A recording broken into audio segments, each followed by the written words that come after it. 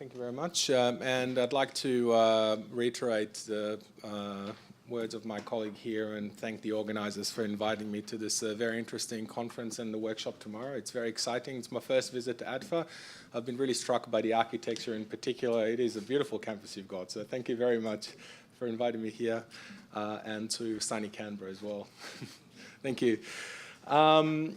Okay, so from all the discussion that we've had so far and from the discussion that are to follow, it's clear that Chinese actions in the South China Sea have been closely observed in recent years by many analysts.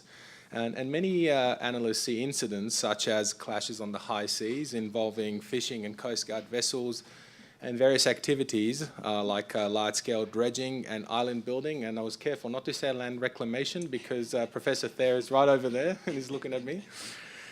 Combined with proclamation of Chinese sovereignty over the entire Nan-Dash Line, quote-unquote, area, as indicating the implementation of a strategy, a phase strategy for the expansion of Chinese control over the disputed waters. And therefore, most analysts interpret the growing assertiveness of Chinese actors in the South China Sea, especially since 2012, to bode ill more broadly for how rising China would behave and how it would affect Asian security. By contrast, we find that many long-term China observers claim that the only thing that is consistent about Chinese policy in the South China Sea is its inconsistency and lack of discernible strategy. So for instance, and this is something that was mentioned already earlier today, China has signed a bilateral agreement with Vietnam in 2011 to resolve maritime disputes through friendly negotiation and consultations, but in 2014, the Chinese state-owned energy behemoth, CNOOC, unilaterally moved an oil rig into disputed waters, creating a diplomatic incident between the two countries and anti-Chinese riots in Vietnam. Now, this action was in direct contradiction with the Chinese Ministry of Foreign Affairs' often declared position that China preferred to resolve its dispute in the South China Sea peacefully through bilateral negotiations with claimant states in Southeast Asia. As we know, in July 2014, the rig was removed with the Ministry of Foreign Affairs, again reiterating China's commitment to bilateral negotiations, and that's been the position so far. So we argue in this paper, and when I'm saying we, this is not a royal we, by the way, this is a co-authored paper with Lee Jones from Queen Mary University of London, that existing approaches in the field of international relations, which I think are implicit in most important public debates on the rise of China, are not geared towards making sense of the evidence of fragmentation in Chinese activities in the South China Sea. And therefore, these mainstream approaches, if you like, either ignore this evidence of fragmentation and inconsistency or try to shoehorn it into existing IR theoretical explanations.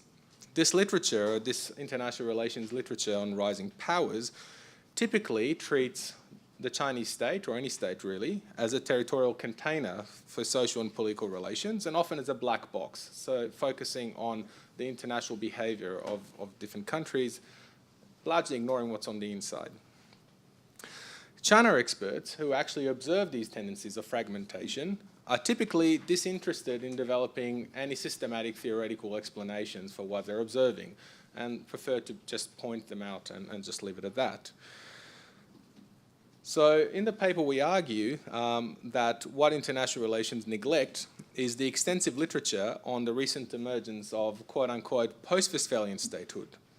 So many scholars in political science more broadly, for example, observe a general shift towards regulatory statehood, whereby central executives abandon command and control approaches and mainly set broad targets and guidelines for a wide range of national, subnational and private bodies to follow. And many such agencies have subsequently developed their own international policies, breaking the monopoly that was previously held in most countries by foreign and defense ministries, with significant consequences for international relations.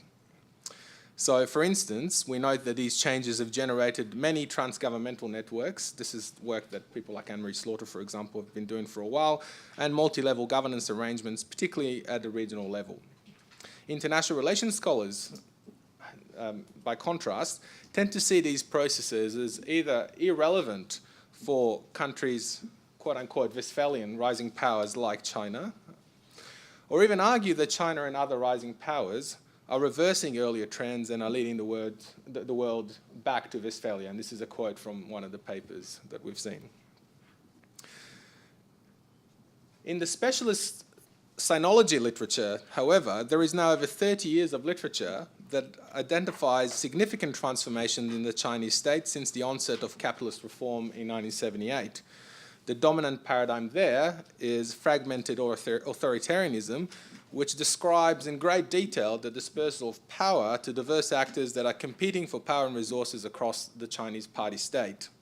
Sinologists have also documented the fragmentation of policy regimes and a pluralization of relevant actors through endless reforms of central ministries and agencies and the devolution of authority to subnational governments, especially the provincial level, what has been described as de facto federalism. As a result, top leaders' power to secure coherent policy outcomes has declined in practice quite considerably, with subordinate agencies often interpreting in their own way, or even in some cases somewhat ignoring central guidelines to pursue their own interests, and these interests are not often in alignment. Importantly, several sinologists have also noted that this deconstruction of the Chinese state apparently extends, in some cases, to foreign and security policy making, and more importantly, perhaps, to its implementation. So if you go back to the South China Sea, specifically, we see a range of competing mal-coordinated actors operating with some latitude. So while the Ministry of Foreign Affairs is theoretically responsible for Chinese policies in the South China Sea, it is in practice largely bypassed by more powerful players. A number of national and subnational agencies have some jurisdiction, including several formerly domestic agencies that have internationalized their activities, such as the Ministry of Agriculture's Bureau of Fisheries Administration, China Marine Surveillance, provincial governments, the Navy, state-owned energy firms, and several law enforcement agencies. So while the Ministry of Foreign Affairs generally, at least officially, promotes some form of regional cooperation and compliance with international law, the Navy, as we know, takes a more aggressive stance to boost often its own power and resources. China's internationalized state-owned energy companies also generate conflict and crises by issuing permits and drilling for hydrocarbons with scant regard for international law, and that goes back to this incident that we mentioned before. And they're often aided in this by formerly purely domestic law enforcement agencies, especially the Coast Guard. I think especially important are the activities of Hainan's provisional government. They're quite a serious irritant in the South China Sea. So due to decentralization, Hainan has acquired authority over coastal waters in the South China Sea and the province's foreign economic relations. It is actually the administrative unit that administers supposedly the entire South China Sea on behalf of China. And in this sense, it has every interest to assert a maximalist territorial control over that part of the world. So Hainan has massively assisted the local fishing industry's expansion into the South China Sea, with subsidies and backing from local coast guards and militias, generating something in the order of 400 clashes with neighbouring states' vessels since 1990. And it's important to remember that the recently much discussed maritime militia, the fishing boats that aggressively assert Chinese sovereignty in the South China Sea, operate from Hainan province pretty much exclusively. And while some have been arguing that under President Xi, considerable recentralization of Chinese foreign policy has occurred, a recent analysis by Xiong suggests that Chinese activities in the South China Sea are as dispersed as ever. He finds that currently there are 4 different law enforcement agencies operating in the South China Sea, and that these are associated with, respectively, the national government, the Hainan province, and Sancha City government, which is also part of the Hainan province. And Xiong argues that these actors struggle to undertake joint activities. There's no regulation at all to clarify the juridical status, function, and powers of these different actors, that their approaches and means to enforce the law are quite limited and quite different, and that the quality of the equipment and logistical support available to these agencies is quite variable as well. And of course, although these agencies may come to the assistance of fishing boats in the South China Sea, these coast guards will come to the assistance of fishing boats in the South China Sea, they are not actually coordinating the activities of the fishing boats in the South China Sea. So we argue in the paper that these processes of state transformation, as we call them, that are manifesting in the contested and uneven, it should be added, fragmentation, decentralization, and internationalization of the Chinese state must be theorized and analyzed in order to make sense of the actual foreign and security policies of China or other rising powers for that matter. We also provide a brief introduction to a theoretical framework that could do this work, or at least we think could do this work, the state transformation approach. I will not go into this now because I don't wish to bore you with the detail there, but you can read it in the paper, and also I'm a bit short on time. I will conclude by saying that the emerging evidence that is showing that these processes of state transformation are shaping Chinese action in the South China Sea carry significant implications, we think, for other actors that are seeking to respond to these actions in China and beyond. So treating all Chinese actions as manifestations of a coherent Beijing-led strategy could lead to strong reactions from other governments that could unnecessarily escalate situation in the South China Sea in some cases.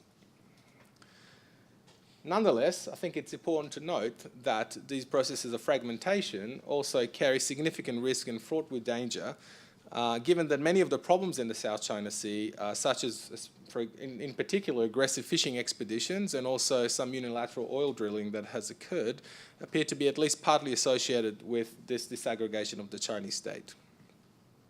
And to make matters worse, in China's hyper-nationalistic political environment, the increasingly unpopular Communist Party leadership in Beijing can scarcely afford to be seen to back down against international pressure in the South China Sea, and is thus, even though it is, I think most people would agree, reluctant to pursue direct conflict, is in a bit of a bind when dragged into crises that are fomented by more reckless subnational actors in the South China Sea.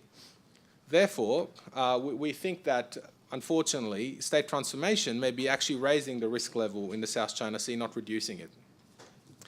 On the other hand, this situation means, as was noted by the former speaker, that Cold War-style approaches of deterrence or hedging are a bit more problematic and need to be modified if they can even work in the first place, because many of these approaches do assume the existence of a unitary actor with a coherent set of interests, which we argue is not there.